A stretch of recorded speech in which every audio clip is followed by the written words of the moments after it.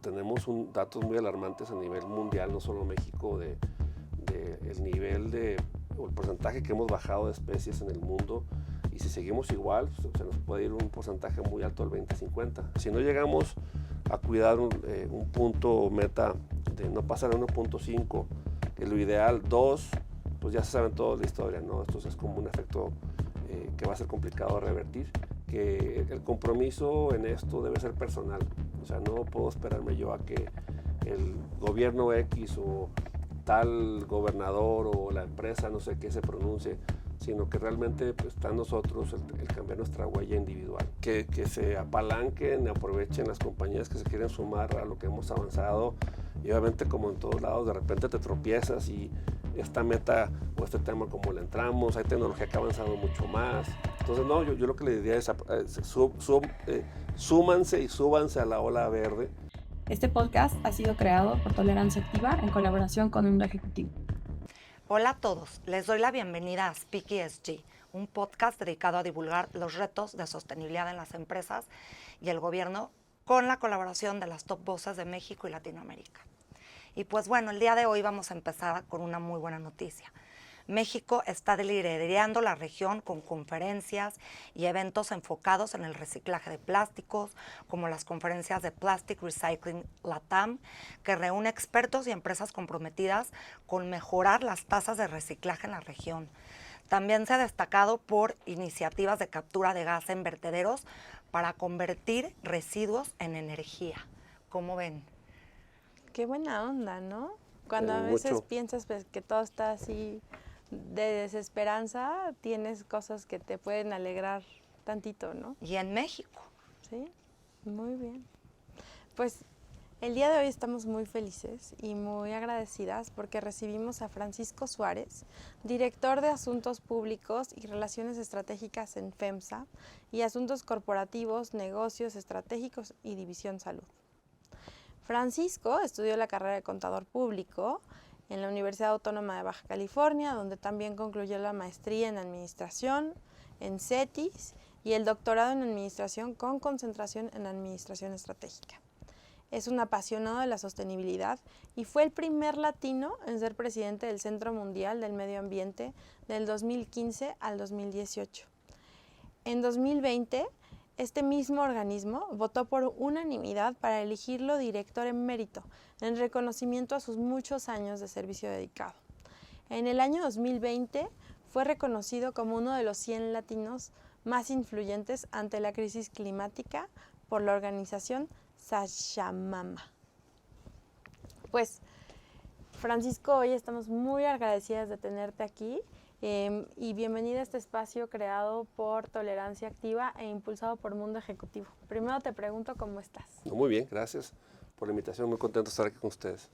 Y pues bueno, empezamos preguntándote un poquito por ti. Como dice Aranza, eres un apasionado de los temas de sostenibilidad y nos encantaría a todos nuestros oyentes y a nosotras escuchar cómo fue que te involucraste en estos temas, cómo fue que te empezó a interesar esto, Francisco. Bueno, pues ya escuchaban ahí un poquito Baja California, en la semblanza. Soy de Ensenada, Baja California, y pues tengo la suerte de haber crecido a un lado del mar, hijo de un papá oceanólogo y geólogo, que es más, su papá fue de los fundadores de Ciencias Marinas allá en Ensenada. Wow. Y entonces, bueno, desde casa viene un poco eso, y con mamá, desde club de jardinería, voluntaria en asilo de ancianos y 1000 temas ahí que en mi casa vi desde muy pequeño. Es más, scout marino, hay Boy Scouts marinos que también no sabía que eso existía. Trabajamos, sí, está padrísimo, porque aparte, en lugar de trabajar en parques, nos reunimos en la playa o en islas. Wow. Entonces también te va dejando ahí algo en la mochila sostenible de la vida.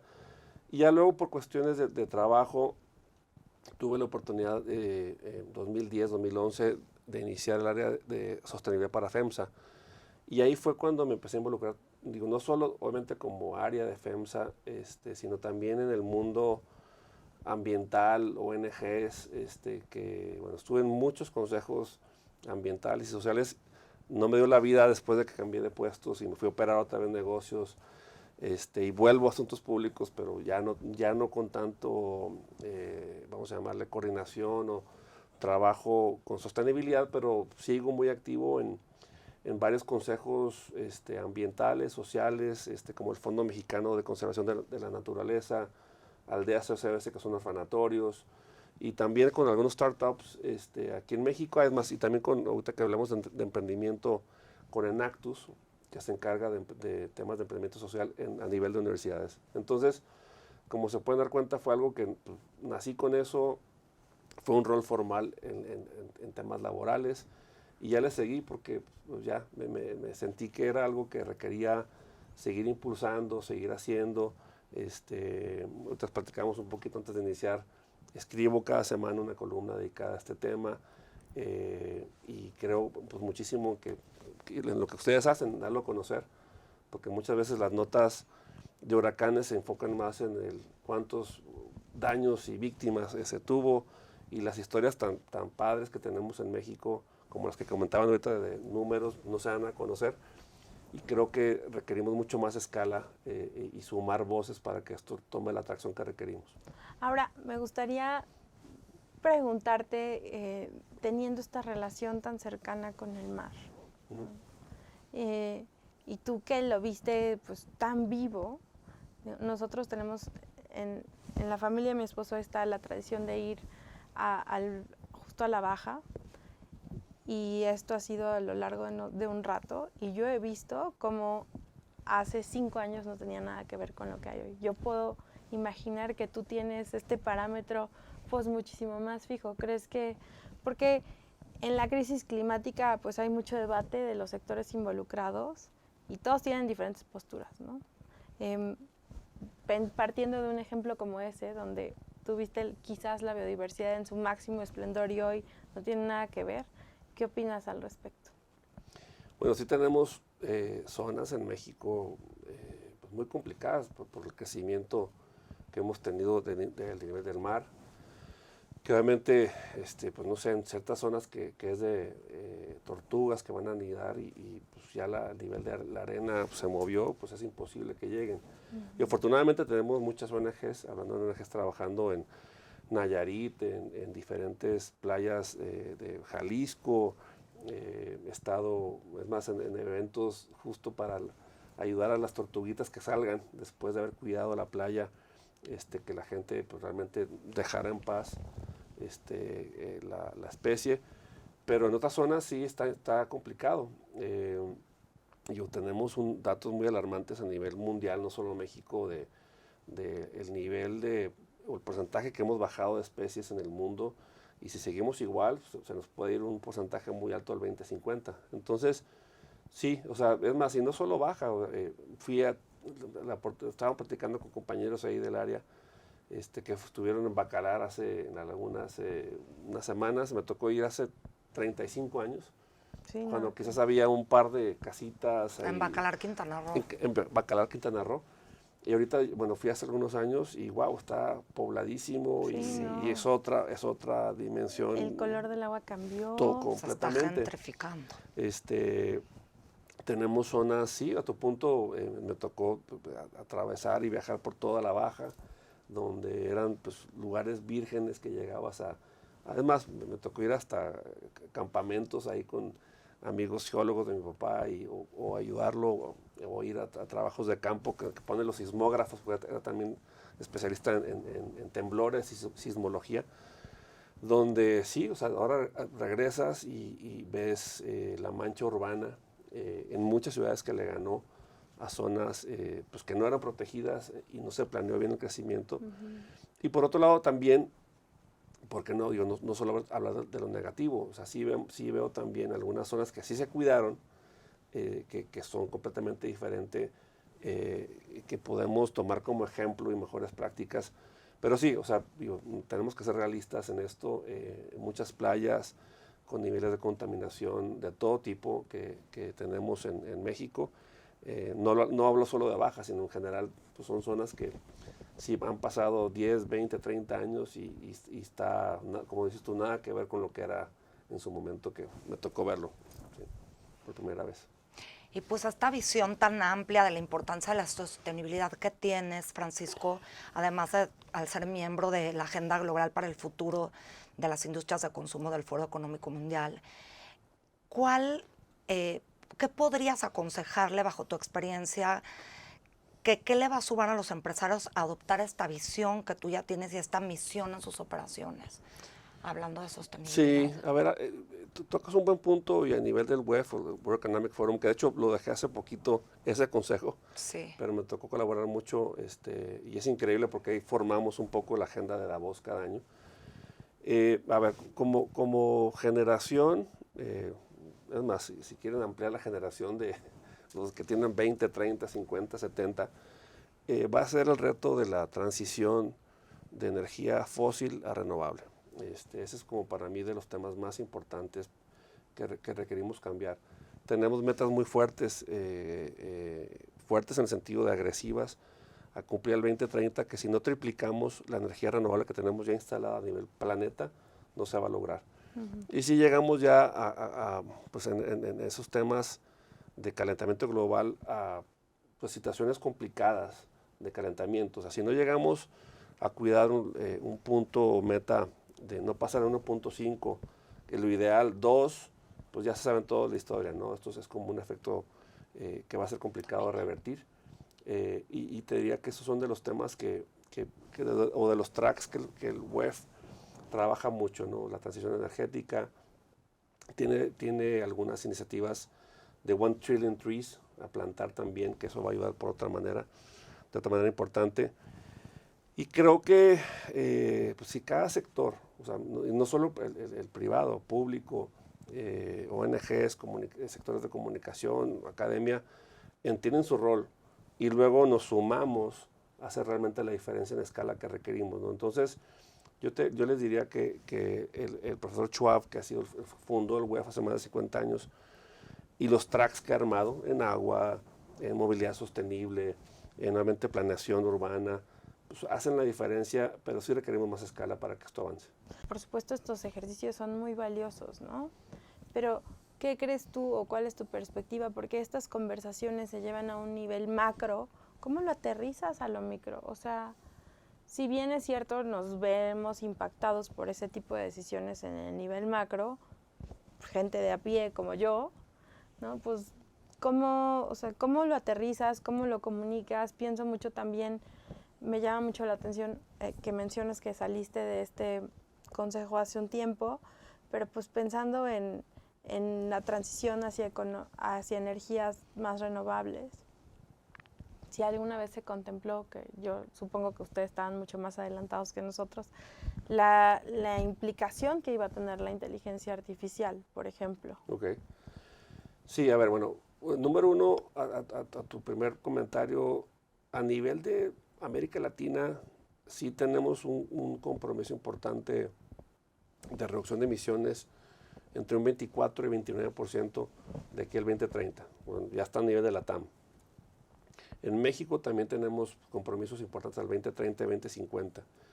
Y yo lo que les diría en general, y es algo que he hablado mucho, tengo un par de TED Talks o TEDx Talks, que el compromiso en esto debe ser personal. O sea, no puedo esperarme yo a que el gobierno X o tal gobernador o la empresa, no sé qué se pronuncie, sino que realmente está en nosotros el cambiar nuestra huella individual. O sea, si sumamos los 8 billones que somos en el mundo, 8,000 millones, realmente sí hace la diferencia. Ahora, si me preguntas un poquito en la línea de energía renovable y cómo vamos avanzando, yo les diría que tenemos mucho más que hacer. O sea, tenemos aquí en México y la región, somos privilegiados en energía solar, en energía eólica. Entonces creo que podemos avanzar mucho más en ese sentido. Y además ahora con el nearshoring, que requerimos más energía, se puede aprovechar mucho más. Ahora, combinándolo con tu pregunta de IA, de hecho la columna de la semana pasada o estas últimas semanas, hablé de cómo la IA puede ayudarnos al reto que tenemos en cuanto a cambio climático. Ahora, ahí también tenemos algunos temas importantes a cuidar. Y esto no solo de México, también de Estados Unidos. La IA va avanzando tan rápido que la parte regulatoria no va alcanzando. ¿sí? Entonces de repente tenemos los dilemas que ustedes ya saben de que el auto autónomo ya estaba disponible desde hace años, pero al final si hay un accidente, ¿a quién culpas? ¿Al programador, a la compañía IA, al pasajero? Entonces, bueno, en estos temas también, para efectos de cambio climático, ya está disponible. O sea, tenemos, es más, mi hijo mayor estudia en Canadá, Business y Finance, pero se especializó también, o una subespecialidad en sostenibilidad, y me pasa mucha información de lo que está estudiando. Y es padrísimo que incluyen ahora estudiantes de Business la administración de bosques. Y en esa materia empiezan a analizar vía los drones cómo está la mancha de los diferentes bosques y cómo los están cuidando para hacer una pues forestación sostenible, ¿sí? A nivel de Canadá, y lo hacen con IA. A nivel de IA también tienes ya información para cuidar y monitorear ciertos patrones del clima y poder prever algunas situaciones también, es más, de tormentas, huracanes, que se puedan apoyar. El monitoreo de glaciares también es lo mismo vía drones que se puede hacer. En agricultura, a cómo está de irregular los patrones del clima, te apoyas con IA para saber más o menos cómo y dónde sembrar, porque también no hay una consistencia a nivel de flujo de agua. Entonces, es más, y de ahí, o sea, la parte, hablé de movilidad sostenible en cuanto a autos autónomos. Si logramos avanzar en la regulación e implementación, pues en lugar de tener un auto, no sé cuánto requieres entre auto y auto oficialmente, 3 metros, 5 metros. 5 metros. 5 metros. Según, sí, mi según la memoria. ciudad. Según la ciudad. Según Bueno, la ciudad. Sí, en la Ciudad de México son 30 exacto. centímetros. Bueno, se conectan un auto con el otro, la inteligencia, y requiere centímetros nada más porque van conectados. Entonces optimizas el espacio que requieres a nivel de carreteras. A nivel de programación de flujos, a veces están cargados ciertos autos autónomos que pueden ser o con humanos, tipo Waze. Waze es IA en buena medida y podemos aprovecharlo mucho más. Entonces, yo sí que estoy bastante positivo, aunque en el reto de cambio climático y cómo vamos avanzando en el logro de los ODS, que IA nos puede sumar muchísimo. Es más, pues estuve en un panel de mundo ejecutivo de la cumbre de las 1000 empresas en diciembre, y justo el panel que moderé fue cómo IA nos va a ayudar a avanzar con la agenda sostenible mundial. Y me da mucho gusto que la ONU tiene, es más, la senadora Lagunes nos estuvo platicando cómo la ONU ya puso un comité encargado de ODS, pero sumado con IA. Entonces, ese tipo de avances me dan esperanza de que vamos bien, pero de nuevo, la parte regulatoria que avance, la implementación, el costo de la tecnología, infraestructura, va a ser la diferencia para que esto avance realmente. Ahora, hablando de esto de inteligencia artificial, sé que también lanzaste muchas iniciativas, las impulsaste. Y la pregunta es, ¿qué beneficios le trae a las empresas sumarse a este tipo de organizaciones como la World Environmental Center, de la cual tuviste un rol importante, fuiste presidente? Sí, bueno, algo padrísimo del WEC es que, bueno, número uno, empezó hace ya casi 50 años, 45 años, antes de que este tema de cambio climático fuera un problema. Entonces, pues, y nació como un brazo de la ONU. Sí. Entonces, tenemos un consejo interesante que lo dividimos en 2 tiers, uno de Europa y otro acá de América Latina o de América, basado en Washington DC, y el otro está en Alemania. Entonces, ahorita, y cuando iniciábamos con los primeros puntos de México, a ver, número uno, sí tenemos mucho que aprender, pero también México tiene mucho que aportar para mostrar mejores prácticas. Y yo lo que les diría que traje como primer punto es, a ver, si es el World Environment Center, requeríamos más compañías latinas y mexicanas ahí. Que se involucren. Que se involucren y participen. Y eso se logró como paso 1. Paso 2, nos trajimos eventos de primera aquí a México, además aquí en Ciudad de México. Uno fue justo cuando los ODS salieron, sí. Y fue, a ver, pues esto, ¿cómo le entramos? ¿Qué es esto? Entonces fue un taller que hicimos aquí en México, de muchas compañías mexicanas. Invité al CEO del WEC, que era parte de mi equipo, a a platicar el tema. Invitamos compañías de otras partes del mundo para platicar cómo lo estaban avanzando en Europa. Eso fue uno muy padre. En temas de agua también hicimos un foro muy importante que coordinó el WEC. Y la otra que les diría que es como de los sellos de programas que ha bajado fondos el WEC, es justo lo que comentaban un poco al principio de las pymes. O sea, cómo sumas más pymes a tu cadena sostenible. Y bueno, pues muchas están viendo cómo pagan la nómina la siguiente semana. Están viendo cómo salen adelante con lo básico, ¿sí? Y lo digo en el mejor de los planes, y todavía súmale, ¿sí? A que le inviertan en capacitación y el software y no sé qué, pues van a decir, ¿sabes qué? Déjame nada más sobrevivo antes de que, con lo mío. Sí, deja antes respirar un de salvar el ratito. planeta. Claro. ¿Sí? Entonces, sí, hemos bajado fondos justo para capacitar y no les cueste nada a las pymes en Centroamérica y en algunos países de mercados emergentes que ha estado como un programa insignia del WEC. Uno se llama Pathway a las Américas, donde justo traemos la formación a pymes. Sería como un resumen, pero tiene 40 años, ¿no? Y esto lo hiciste mientras fuiste el presidente de sostenibilidad de FEMSA. O sea, ¿te referías a que te entregaste a FEMSA como presidente de sostenibilidad en FEMSA cuando hiciste esto, o esto lo hiciste de manera individual? No, fíjate que fue, buena pregunta, fue en un traslape interesante porque estaba yo cambiando, creo que mi primer año estuve cambiando como director de asuntos corporativos de Coca-Cola FEMSA, ya estaba en FEMSA, Coca-Cola FEMSA, y me iba a la parte de negocios. Entonces estuve un año así, y ya 2 estuve en nuevos negocios como chairman del WEC.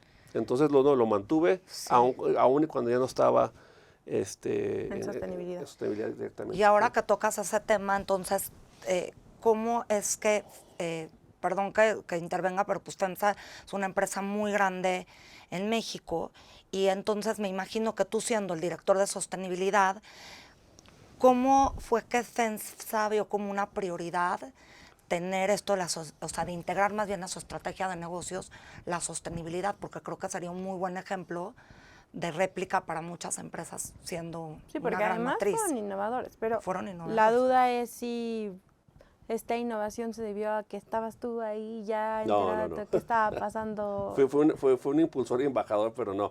A ver, buena pregunta. Número uno, bueno, FEMSA tiene 130 años y ha sido, como decía, una compañía pionera, o había sido hasta entonces pionera social.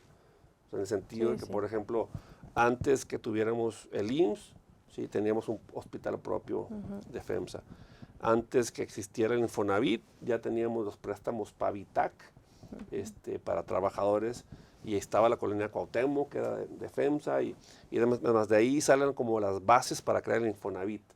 Entonces, sí había tenido un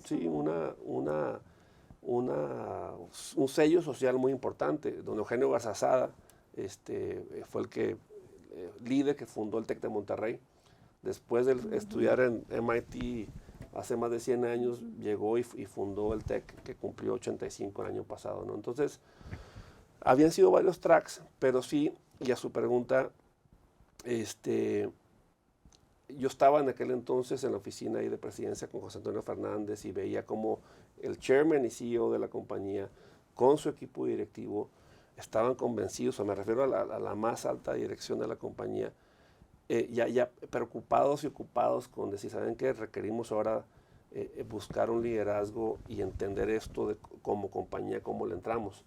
Y la verdad que para mí fue, además yo lo recomiendo, si eres un CEO en potencia o te interesa desarrollarte como directivo, el haber pasado por estar iniciando sostenibilidad o manejar una sostenibilidad para una compañía es una súper oportunidad, porque justo iniciamos el área y fue empezar, sí, o sea, a empezar a desarrollar una estrategia de sostenibilidad, a reportar, a iniciar los primeros KPIs ambientales, y luego junto con el CFO, los CFOs, tanto de FEMSA como Coca-Cola FEMSA, el empezar a reportar en el Dow Jones Sustainability Index, que eventualmente quedamos como líderes de América Latina en Emerging Markets. Entonces, les diría que fue algo que para mí, increíble que se sumó. Y por otro lado también, pues que la compañía le invierte en recursos, un equipo, un presupuesto importante, en integrarlo en la estrategia de la compañía, en reportarlo, en tener transparencia, en aventarse, porque fuimos de las primeras y de repente, oye, a ver, esto tiene un riesgo, si cómo reporto, qué reporto, ¿no? Entonces fuimos avanzando y fuimos afortunadamente creando una cultura top-down y bottom-up de que esto realmente es lo que requerimos hacer y vamos avanzando bien. Esto fue hace 12 años. Sí. O sea, y en 12 años han tenido una revolución bárbara en términos de sostenibilidad. Quizás también esto puede dar esperanza, ¿no? A las empresas que dicen, no, ya voy tardísimo, no hay forma. Nunca es tarde, además, no. Que se apalanquen, aprovechen las compañías que se quieren sumar a lo que hemos avanzado. Y obviamente, como en todos lados, de repente te tropiezas y esta meta o este tema como le entramos, hay tecnología que ha avanzado mucho más. Entonces, no, yo lo que le diría es súmanse y súbanse a la ola verde. No hay momento que sea tarde. Yo creo que sí, en el 2050, si estamos con la temperatura, quién sabe en qué grado, sí, pero ahorita es el momento y estamos justo para hacerlo. Sí, y ahí también eso de la temperatura, pues estabas mencionando que era el 2030, que ya justo se están empezando, ya se cambió la narrativa y se habla del 2050, asumiendo que no, o sea, no hubo forma de echarla para atrás, que sí vamos a llegar a los 2 grados que se prevían. Entonces también ahí es algo interesante, ¿no? Porque que la gente diga, bueno, pues incluso con este escenario, sí hay forma de poder yo mismo empezar prácticas sostenibles que abarcan mucho más que el medio ambiente, abarcan de ahí nuestra iniciativa, ¿no? O sea, hablar de sostenibilidad no es hablar de árboles ni de medio ambiente, también es hablar de cómo tratan a las personas. Me llama mucho la atención esto que nos cuentas de que tenían, o sea, que fueron las bases del Infonavit, me parece increíble. Sí. De a tu gente y cómo te gobiernas, ¿no? Y en ese sentido, pues, ¿cuáles dirías que han sido los mayores logros de FEMSA y retos en sostenibilidad? Bueno, ya les platiqué un poco la historia, cómo lo fuimos desarrollando y luego empezar a ocupar los rankings o lugares principales en el Dow Jones, FTSE4Good y otros que tienen que ver con, es más, a tu punto, o sea, estos yearbooks como el Sustainability Yearbook o el Dow Jones no solo mide la parte ambiental, o sea, tiene varios componentes muy importantes que tienen que ver con gente. Nuestra estrategia es un arbolito que todavía me ha gustado verlo porque en su momento me tocó diseñarlo y crearlo con un equipo de muchas personas de FEMSA. Y está basado en la ética y valores, transparencia, gobernanza, y luego tiene 3 brazos el árbol, ¿no? Uno es nuestra gente, nuestra comunidad y el planeta, ¿no? Entonces, y luego hay muchas ramitas que son muchos temas, ¿no? Hay uno que es abasto sostenible, que te platicamos un poco más. Entonces, eso, yo lo que les diría es que me da mucho gusto que literalmente sembramos un árbol de sostenibilidad en FEMSA y ha dado muchos frutos. El abasto sostenible, con nuestros miles de proveedores ahora, el área de abastecimiento se encarga también de platicar, tiene un encuentro anual, oye, ¿cómo está su performance en temas ambientales? Si es una compañía con un buen desempeño ambiental y social o sostenibilidad, pues tendrás mejores oportunidades para considerarte con una propuesta económica. Entonces, creo que eso suma mucho, es más, el simplemente preguntar, ¿sí? Oye, ¿qué prácticas tienes? El tener un manual para proveedores, eso es muy relevante.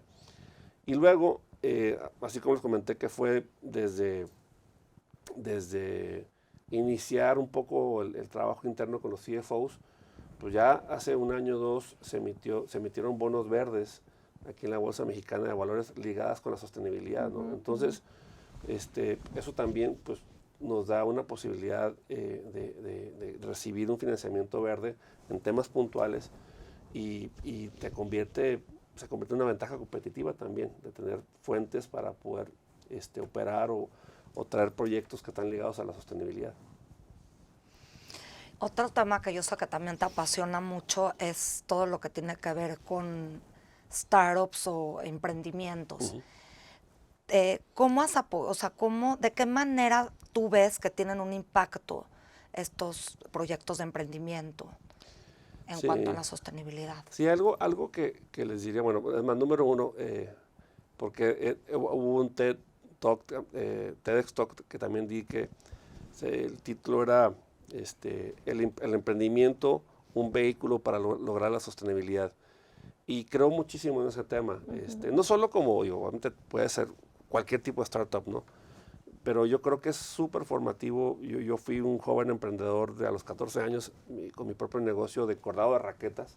Era tenista y empecé un negocio casero que luego ya lo llevé a una tienda y lo hice en forma. Con un préstamo que recibí, lo pagué y bueno, toda una historia. ¿Cómo crees? Sí. ¡Qué horrible! Sí, entonces yo creo que esa parte sí es muy formativa. Creo que así como el emprendimiento, pues de repente vas a fracasar y de aprender, pero sí he estado muy involucrado. Por ejemplo, en su momento lanzamos un programa de emprendimiento social con Achoca aquí en México, que se apoyó y se financió a muchos jóvenes de México. Estábamos en algunos estados focalizados como Nuevo León, como Veracruz, como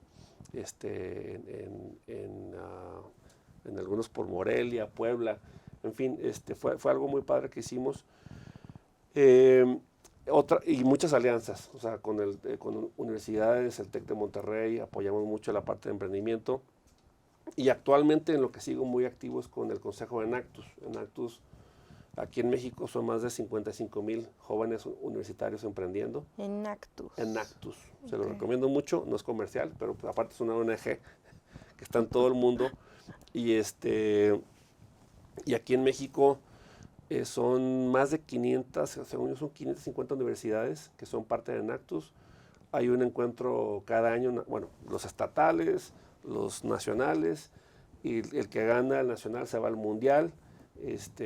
Aquí fue en México el nacional, además fue en Ciudad de México a principios de julio, e increíble, además las ganadoras son de Sinaloa, que justo su producto además era un desperdicio de del camarón, que a veces la cabeza la recortas que es la que no se vende, y de ahí sacan un sazonador de base camarón y lo comercializan. Que es más, si no me avientan tomatazos las compañeras ahí de Sinaloa, se llaman Tasty Shrimp, y son jóvenes de universidad allá de Sinaloa, y en lugar de que fuera un desperdicio, se imaginan la cabeza de camarón a la intemperie, bueno, un foco infeccioso y de todo se pueden imaginar, a convertirlo en un negocio. Bueno, este es un ejemplo, pero son miles de proyectos que se hacen cada año, y a mí me encanta dedicarle tiempo y apoyarlos.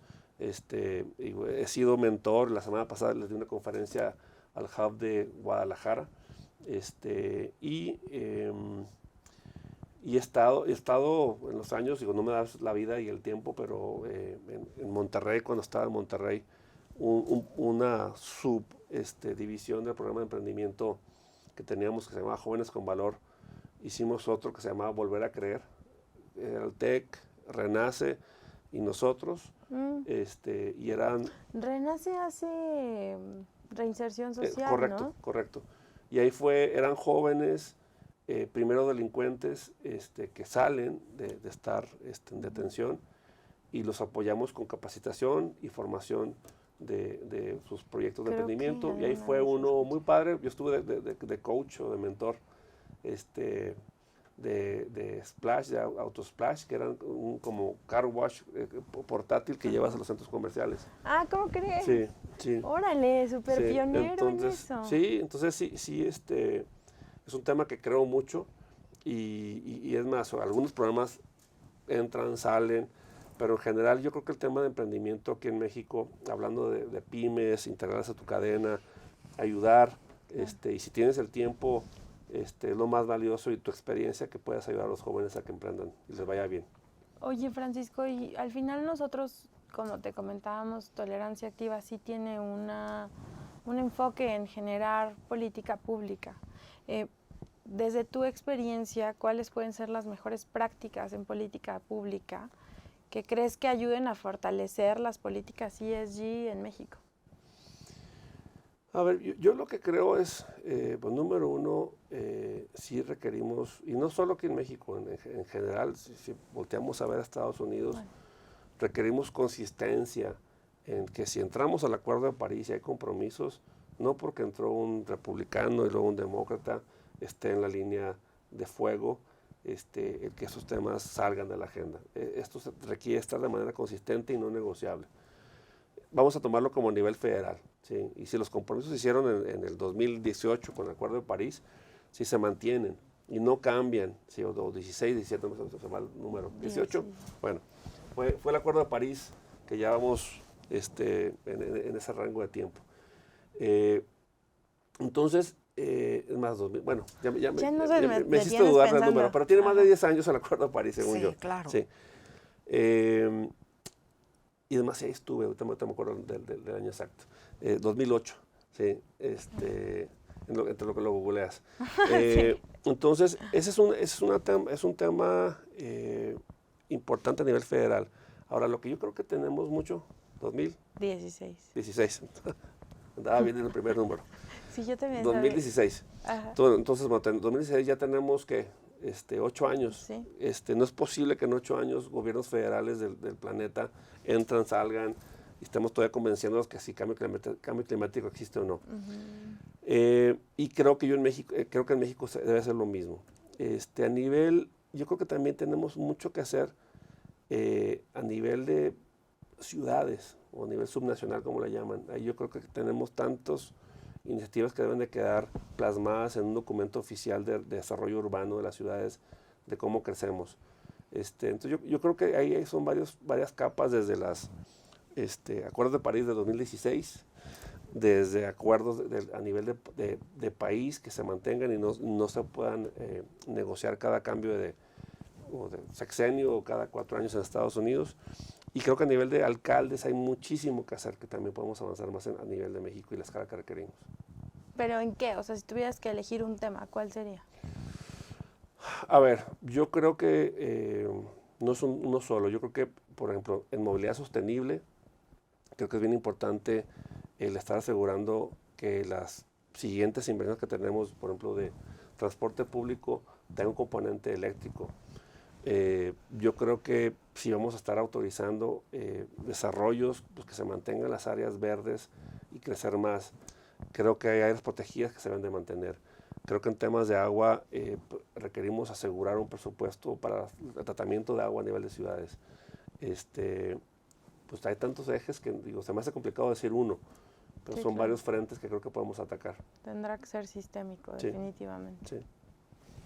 Y pues bueno, para ya cerrar, Francisco, ¿qué recomendaciones les darías a las personas para que se involucren más en la sostenibilidad? ¿Qué acciones sencillas crees que puedan implementar? Y sobre todo, bueno, son 2 preguntas en una. Estas pequeñas y medianas empresas también de las que hablabas, ¿cómo las empresas grandes podrían incluirlas para sumarse en esto, ya que ellas, como lo decías muy bien, a lo mejor no pueden implementar esto porque pues tienen que subsistir? Uh-huh. Ok, a ver, la primera parte, y lo hablé un poquito cuando mencionaba el TED Talk,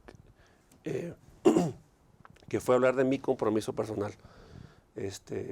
Y muchos sectores a veces, como comentabas hace ratito, oye, pues no es mi problema, que se encargue el gobierno o las compañías grandotas o lo que sea. No, creo que cada sector es bien importante que se sume. El sector público, a nivel de políticas públicas, que se mantenga y sea alguien que sea el custodio, que esto no se pueda mover. A nivel de compañías, creo que deben de, número uno, hacer su tarea propia, pero también a nivel de pymes, incluir y beneficiar a las que tengan mejores prácticas. O sea, si tú eres una compañía, una pyme, que ya es una propuesta económica, aparte de cumplir con el precio, calidad, tiempo de entrega, todo lo que se requiere, oye, también tengo un buen desempeño ambiental, hago esto, cuido mi comunidad, atiendo mi comunidad inmediata.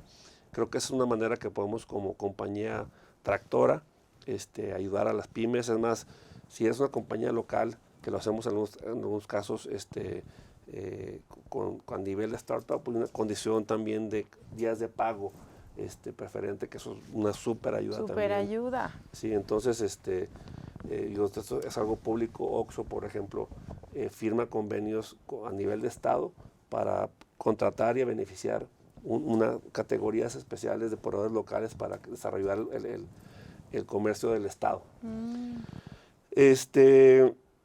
Y bueno, el sector, ya hablábamos de la parte de comunicación, el comunicar esto, y que bueno, que les felicito que le dediquen tiempo a esto, es súper valioso. Gracias. A nivel de academia, o sea, que los profesores en su currícula, si va a ser un proyecto de cualquier inversión, incluyan el triple bottom line, o sea, que la medición del desempeño económico, social y ambiental. ¿Qué les cuesta incluirlo en los MBAs, en las universidades? Y luego tú como individuo, o sea, yo creo que esa parte es bien importante.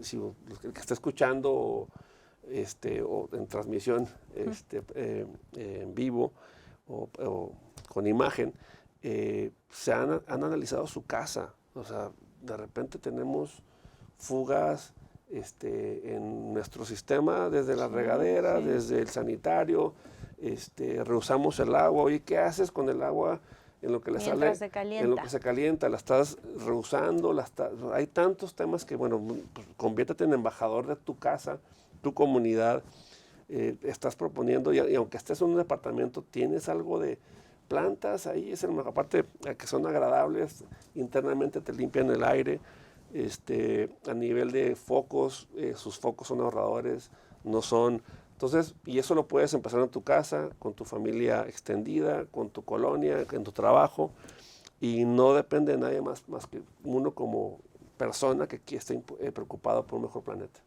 Oye, y una pregunta que les hacemos a todos es, ¿cuáles para ti son los retos de la sostenibilidad de aquí a 5 años? De aquí a 5, yo lo que les diría es tracción, ¿sí? O sea, requerimos realmente mucho más tracción. ¿Tracción en qué? Son 6 el 2030, pero requerimos triplicar la capacidad instalada de energía renovable en el planeta, ¿sí? Entonces, eso es en 6 años, no es nada, ¿sí? Ese es uno en cuanto a escala y urgencia. La otra, pues que nos quitemos de nuevo ese sentimiento que es chamba o trabajo de alguien más, es de nosotros. La otra que creo que es sumamente importante es que sea un trabajo multisectorial, o sea, no lo puede hacer solo ni el gobierno, ni las compañías, ni todos los sectores que ya mencioné. Si nos unimos, es la diferencia. Y yo creo que ya, hay muchas más, pero la última, si nos apalancamos, si usamos la tecnología, IA, que platicábamos hoy, realmente hay soluciones increíbles que se pueden hacer. Y obviamente una inversión bien canalizada, donde hace la diferencia. Algo bien importante, obviamente todo relevante en cuanto a plantar árboles y conservación, pero también invertir en tecnología que nos vaya a mover más rápido la agenda en temas climáticos, creo que es súper importante. Y es lo que creo que puede ayudarnos, si lo hacemos bien, o será un detractor que no avanzaremos al ritmo que requerimos. Pues ojalá que sí, de verdad, ojalá que sí. Agradecemos a todos por habernos escuchado. Muchas gracias, Francisco, por habernos acompañado en este espacio y compartirnos sus valiosos insights. Los esperamos en el próximo episodio. Recuerden que este podcast está disponible en Apple, Spotify y YouTube como Speak ESG Podcast. Gracias.